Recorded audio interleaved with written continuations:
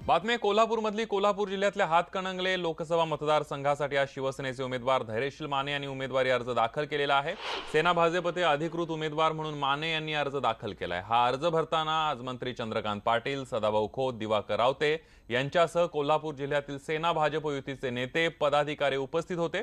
यावेळेला सेना भाजपच्या वतीने जोरदार शक्ती प्रदर्शन सुद्धा करण्यात आलं आणि विशेष म्हणजे हे शक्ती प्रदर्शन करत असताना सगळे नेते एका ट्रॅक्टरमध्ये बसले होते।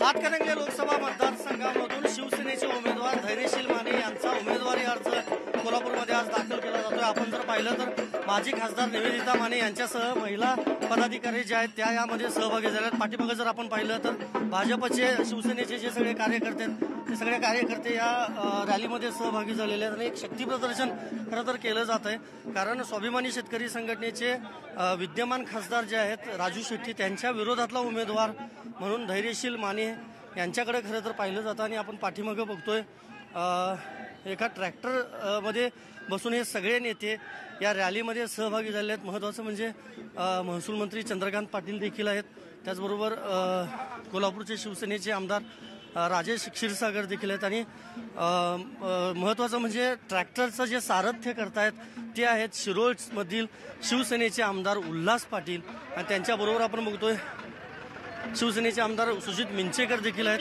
उमेदवार धैर्यशील माने देखील आहेत आणि जर आपण पाहिलं तर एक वेगळा माहोल खरं तर पाहायला मिळतोय। दादा चक्क ट्रॅक्टर मधून चक्क ट्रॅक्टर मधून शेतकरी माणूस आहे बाबा, आजही खानापूरला गावी जातो, भावाबरोबर शेतीमध्ये लक्ष घालतो, त्यामुळे शेतकऱ्याची पोरं आम्ही असल्यामुळे ट्रॅक्टरवर असणं स्वाभाविक आहे। आणि महत्वाचं म्हणजे सारथ्य शिवसेनेचे आमदार करतायत, सारथ्य शिवसेनेचे आमदार उल्हास पाटील करतायत। गेल्या 4-4.5 वर्षामध्ये या जिल्ह्यामध्ये शिवसेना बीजेपी जे काही वाद झाले असतील ते वाद हे दोन भावांचे वाद जसे असतात तसे होते ते संपले आहेत आणि कुटुंबाच्या रक्षणासाठी सगळे मिळून एकत्र काम करतायत। 12 बलुतेदार आहेत, त्या 12 बलुतेदारांचा एक बहुजन विकास रथ म्हणून या ठिकाणी हा तयार केलेला आहे। आपण जर पाहिलं तर 18 पगड जाती आणि 12 बलुतेदार असलेले हे सगळे जे लोक आहेत ते सगळे या ट्रॅक्टर ट्रॉलीमध्ये बसलेले आहेत। नाही अशा पद्धतीने धैर्यशील माने यांनी आपला उमेदवारी अर्ज जो आहे तो दाखल केलेला आहे। व्हिडिओ जर्नलिस्ट प्रमोद सौंदडेसह संदीप राजकोळकर, न्यूज 18 लोकमत, कोल्हापूर।